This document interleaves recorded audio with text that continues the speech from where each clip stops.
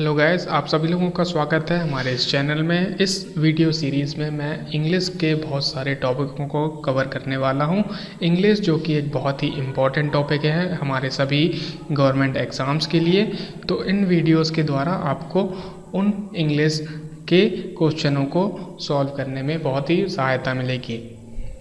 तो शुरू करते हैं हमारा आज का टॉपिक। हमारा आज का टॉपिक है आर्टिकल्स। आर्टिकल जो कि एक बहुत ही इम्पोर्टेंट टॉपिक है बहुत सारे कॉम्पिटिटिव एग्ज़ाम्स का। तो शुरुआत करते हैं हम आर्टिकल्स की।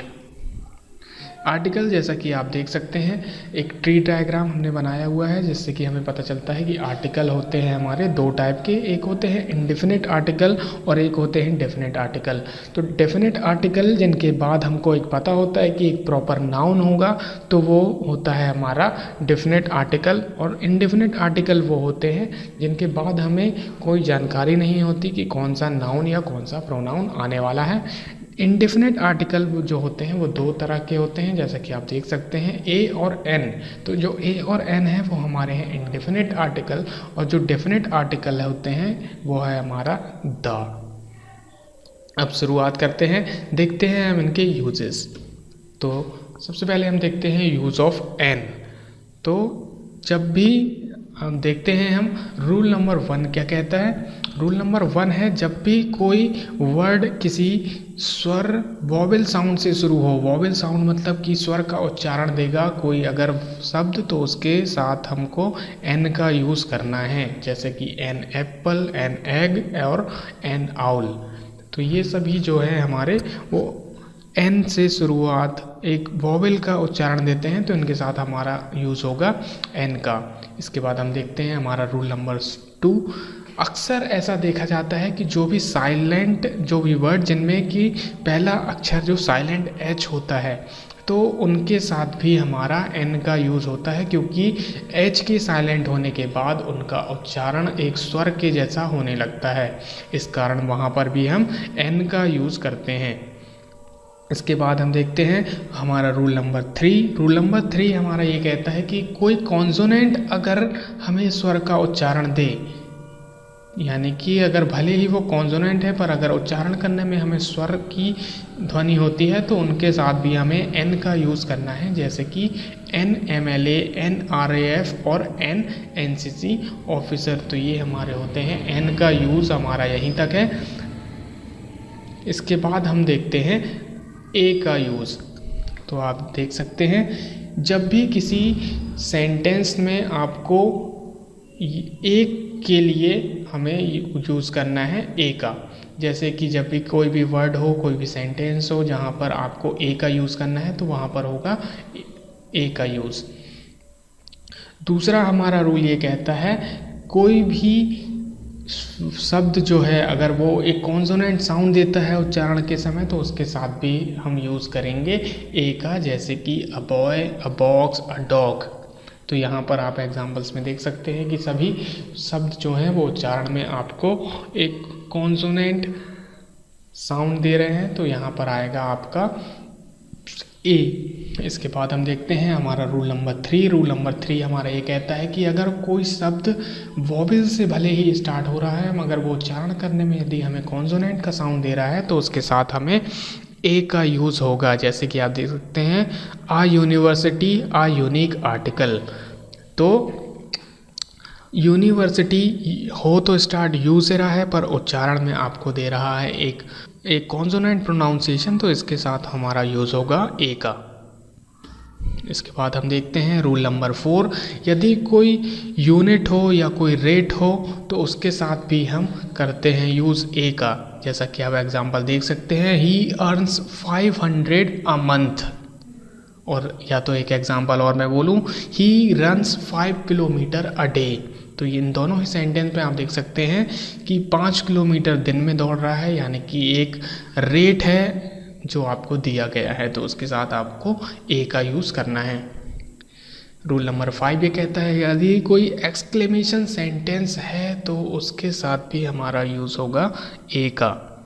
तो जैसा कि आप देख सकते हैं एग्जाम्पल में व्हाट अ प्रिटी गर्ल, या मैं कहूँ व्हाट अ ब्यूटीफुल सीन। तो यहाँ पर भी एक्सक्लेमेशन के सेंटेंस में भी ए का यूज़ होगा। अब है हमारा रूल नंबर 6। रूल नंबर 6 हमारा ये कहता है कि जब भी कोई दो चीज़ों को आप केवल एक जैसा, केवल एक बार में ही आप उसको प्रोनाउंस करते हैं तो उसके साथ भी आप ए का यूज़ कर सकते हैं। जैसे कि आप एग्जाम्पल में देख सकते हैं, he was ready with a cup and saucer. अब कप और सॉसर दो अलग अलग चीज़ें हैं, पर उनको आप एक ही बार में, एक ही सेंस में आप यूज़ कर रहे हैं तो उसके साथ भी आप ए का यूज़ कर सकते हैं। इसका दूसरा एग्जांपल मैं आपको बताता हूँ, bring me a pillow and blanket. तो पिलो और ब्लैंकेट मैं मंगा रहा हूँ, मगर वो दो चीज़ें हैं पर मैं उनको एक बार में, एक ही चीज़ बार में मंगा रहा हूँ, तो वहाँ पर होगा यूज़ ए का। इसके बाद हम देखते हैं कुछ सर्टेन एक्सप्रेशंस होते हैं क्वांटिटी के, उनके साथ में आपको ए का यूज़ करना है। जैसे कि a dozen of, a lot of, a kilo of, इनके साथ भी आपका यूज़ होगा ए का। रूल्स की तरफ बात करते हैं। आगे हैं हमारे स्पेशल केस। स्पेशल केस क्या होते हैं मैं आपको बताता हूँ। जैसे कि मैं आपको एग्जांपल देता हूँ, सीधे आप एग्जांपल देखिए। Mister Roy is at the door. Mister Roy या कोई भी नाम हो, राम, कमल, मुकेश, ये सब आते हैं आपके प्रॉपर नाउन के अंतर्गत। कोई भी नाम होगा तो वो होगा प्रॉपर नाउन। या ये प्रॉपर नाउन क्या होता है, जब मैं आपको लोगों को नाउन का वीडियो दूंगा तो आप लोगों को पता चल जाएगा। तो अभी हम यहाँ पर देख लेते हैं कि किसी भी प्रॉपर नाउन के साथ आप कोई भी आर्टिकल का यूज़ नहीं करते हैं, पर चूँकि ये एक स्पेशल केस है इसके लिए हम यहाँ पर यूज़ कर रहे हैं। Mister Roy is at the door. तो ये भी, जो भी आप किसी व्यक्ति को बता रहे हैं वो व्यक्ति मिस्टर रॉय को जानता है, इस वजह से आप उसको में के सामने ए लगा रहे हैं।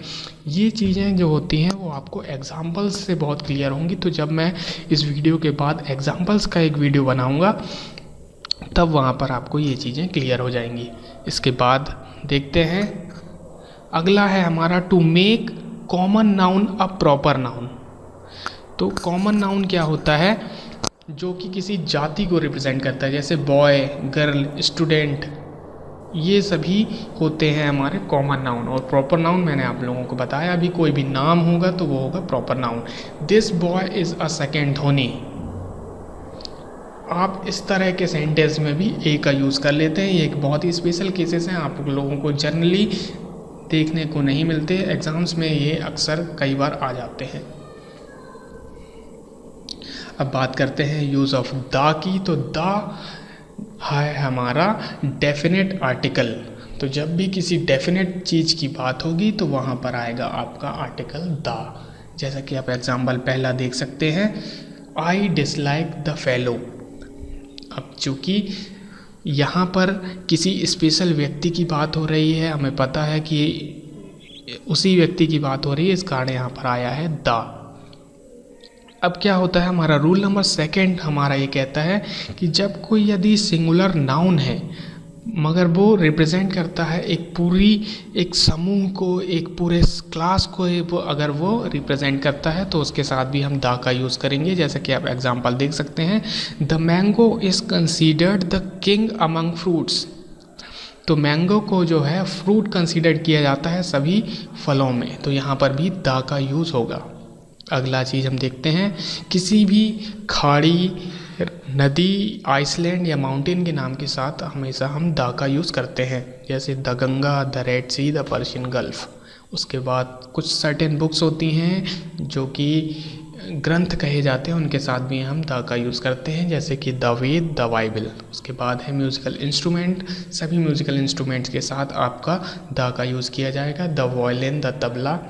इन्वेंशंस हैं आपके अगर कोई, तो उनके साथ भी द का यूज़ किया जाएगा, जैसे the big bang theory, the discovery of penicillin.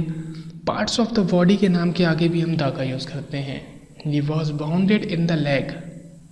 उसके बाद कुछ रिलीजियस ग्रुप्स होते हैं जिनके साथ भी हमें द का यूज़ करना है, जैसे कि the Hindu, the Muslim, the Sikh. अगला हमारा है पॉलिटिकल पार्टीज़ के नाम के आगे भी हम द का यूज़ कर सकते हैं, जैसे the NCP, the BSP, the Congress, the Janata party. उसके बाद हमारा अगला है एरोप्लेन, शिप और ट्रेन के नाम के साथ भी आप द का यूज़ करेंगे, जैसे द राजधानी एक्सप्रेस, द शताब्दी एक्सप्रेस। उसके बाद है हमारा अगला रूल जो ये कहता है कि हिस्टोरिकल इवेंट है या कोई डायनेस्टी है उनके बारे में अगर आप बात कर रहे हैं तो वहाँ पर भी आप द का यूज़ करेंगे, जैसे कि the Gupta dynasty, the Ford foundation, तो इनके साथ भी आपका द का यूज़ होगा। अब देखते हैं हम अगला रूल हमारा कहता है कोई अगर कॉमन नाउन है जो कि एक यूनिक चीज़ को रिप्रेजेंट करता है तो उसके साथ भी हम द का यूज़ करेंगे, जैसे कि the sun, the earth, the moon, ये चीज़ें यूनिवर्सल चीज़ें हैं, इनके साथ आपको द का यूज़ करना है। हमारा अगला है रूल, जैसे कि सुपरलेटिव डिग्री के साथ आपको द का यूज़ करना है। ये रूल आप बचपन से पढ़ते आ रहे हैं। He is the best singer, he is the best dancer, she is the most beautiful lady, तो इनके साथ भी जो भी कोई सुपरलेटिव डिग्री है उनके साथ आपको यूज़ करना है द का। अब है अगला हमारा रूल है कोई भी एडजेक्टिव, कोई भी शब्द जो कि एक पूरी क्लास को रिप्रेजेंट करता है तो उसके साथ भी हम द का यूज़ करते हैं, जैसे द पुअर, द रिच। अब द पुअर और द रिच एक बहुत बड़े समूह को रिप्रेजेंट करते हैं तो उनके साथ भी आएगा द पुअर और द रिच। तो अब तक आप लोगों ने देखा कि आर्टिकल्स का यूज़ आपको कहाँ कहाँ करना है, पर अब हम आपको सामने लाएंगे कि आर्टिकल्स का यूज़ आपको कहाँ पर नहीं करना है। तो नहीं करना है, आप जैसे कि पहला सेंटेंस देख सकते हैं, तो आर्टिकल्स का यूज़ आप कब नहीं करेंगे, जब भी आपके सामने कोई अनकाउंटेबल नाउन हो तो उसके साथ आपको आर्टिकल का यूज़ नहीं करना है, जैसे कि in a good condition. In good condition गलत होता है, इन गुड कंडीशन एक सही है क्योंकि कंडीशन एक अनकाउंटेबल नाउन है। इन अ गुड कंडीशन गलत है, साधारण बोलचाल की भाषा में हम कई बार इसका यूज़ कर लेते हैं पर वो गलत है। हमारा अगला है सेकेंड रूल जो कि कहता है अनकाउंटेबल नाउन के साथ आपको यूज़ नहीं करना चाहिए, जैसे it was bad weather. Weather जो है वो अनकाउंटेबल है, आप उसको काउंट नहीं कर सकते, तो इसके साथ आप द का यूज़, ए एन और द का यूज़, आर्टिकल का यूज़ नहीं करेंगे। अगला एग्जाम्पल है Deepak is in good health now. अब Deepak is in a good health now नहीं है क्योंकि यहाँ पर हेल्थ को भी आप काउंट नहीं कर सकते, इसलिए सेंटेंस में हमने आर्टिकल का कोई यूज़ नहीं किया है। हमारा तीसरा रूल ये कहता है जब भी कोई मैन, सोसाइटी या नेचर एक जनरल सेंस में आप अगर बात करते हैं तो उसके साथ भी आप द का यूज़ नहीं करते। ये एक एक्सेप्शन है, कई चीज़ें इसमें यूनिवर्सल ट्रुथ, ये चीज़ें यूनिवर्सल ट्रुथ से थोड़ा डिफरेंट होती हैं। तो यहाँ पर आप देख सकते हैं मैन इज़ मोर्टल। एक मैन इज़ मोर्टल का मतलब है एक मैन जो एक पूरी प्रजाति को डिनोट कर रहा है, तो यहाँ पर भी आपका द का यूज़ नहीं होगा। ये चीज़ें आप लोगों को एग्जाम्पल से बहुत अच्छे से क्लियर हो जाएंगी। अगली चीज़ हम देखते हैं कोई भी अगर पोस्ट और पोजीशन हो, तो मैंने बता दूं कोई भी पोस्ट और पोजीशन के साथ आप आर्टिकल का यूज़ करते हैं वहाँ पर आपके इंडेफिनिट आर्टिकल यूज़ होते हैं, पर अगर आप पोस्ट और जॉब के बाद ऑफ लगा है तो वहाँ पर आपको द का यूज़ बिल्कुल भी नहीं करना है। जैसे कि आप एग्जाम्पल में देख सकते हैं Anuj was given the post of director, ये एक सही सेंटेंस है, पर अगला सेंटेंस आप देखेंगे Anuj was given the post of the director, तो ऑफ के बाद यहाँ पर द का यूज़ किया गया है जो कि पूरी तरह से गलत है। इसके बाद हम देखते हैं आर्टिकल का यूज़ आपको किसी भी खेल के पहले नहीं करना है, जैसे do you play tennis. Tennis, cricket, football, volleyball, इनके नाम के आगे द का यूज़ नहीं होगा।